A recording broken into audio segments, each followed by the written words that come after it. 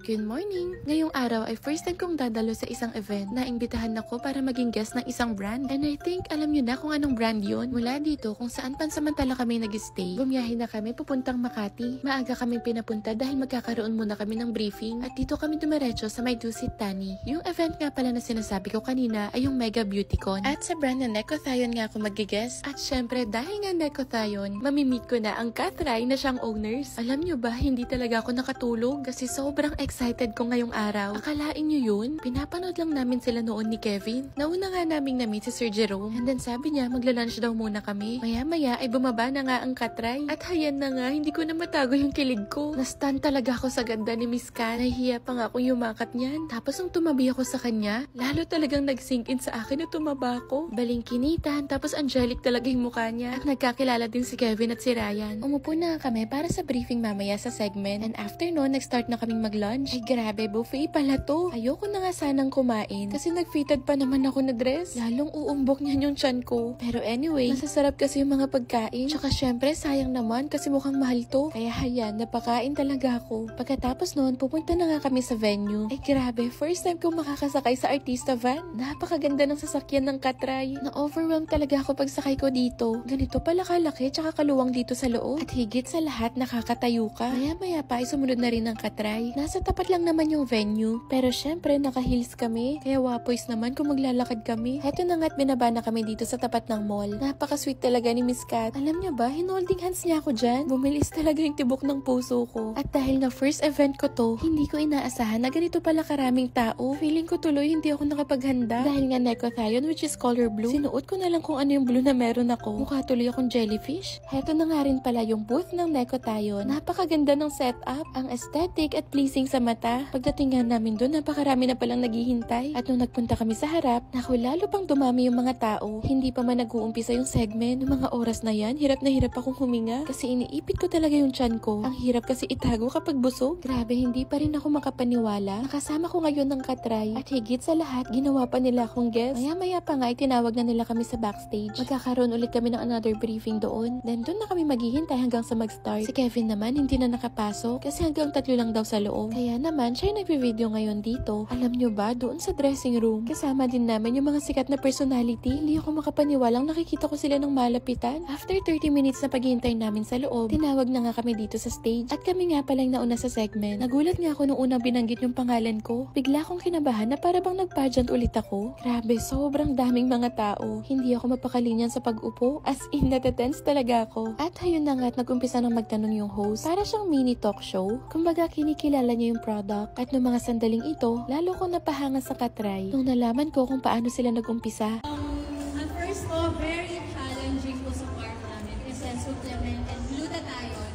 Pag narinig mo kasi yung salitang glutathione, talagang pangkaputi agad po ng inisip.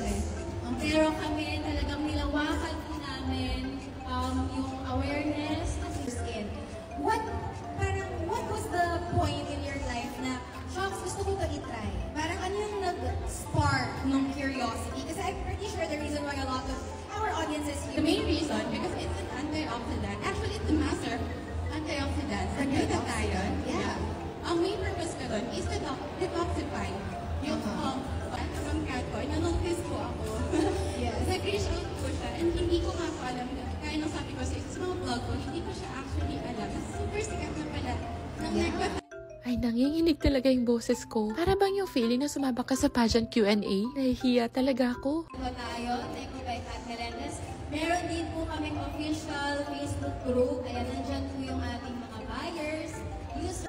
And finally, natapos na nga yung segment namin. Nagulat talaga ako nung pati ako tinanong. Buti na lang talagang user ako ng Necothion. Kaya meron ako naging testimony. Pagbaba nga namin ng stage, napakarami nang nag-abang sa amin. Grabe, ang dami talagang solid supporters ng Kathray. Isa talaga sila sa mga OG pagdating sa pag-vlog noon. At bilang isang supporter din nila, nakakatuwang masubaybayan kung paano sila nag-umpisa noon hanggang sa kung gaano na sila ka-successful ngayon. This time, nakabalik na kami dito sa booth at napakarami na nga nilang nag-aabang. Sobrang nakakatawa haba ng puso na yung mga sumusuporta din sa akin talagang dumalo pa dito para lang daw makita ko. Maya-maya pa nga din na dumating na rin sina Sir Haji at Miss Lenny. At mga ilang araw din mula ngayon ay makakasama ko rin sila. Si Sir Haji nga pala yung nagme-makeup kay Miss Kath na lalong nagpapaangat ng ganda niya. Halos nagtagal din kami dito sa booth pero hindi pa rin talaga nawawala yung mga tao. And by the way, gusto ko rin mag-thank you sa asawa ko. Siya yung nasa likod ng mga videong to. At tuwing lilingon ako kay Kevin, nakikita ko rin may nagpapapicture sa kanya. Nakakatuwa lang din na pati siya nakikilala din ng mga tao. Nakakapagod lang ng konti pero sobra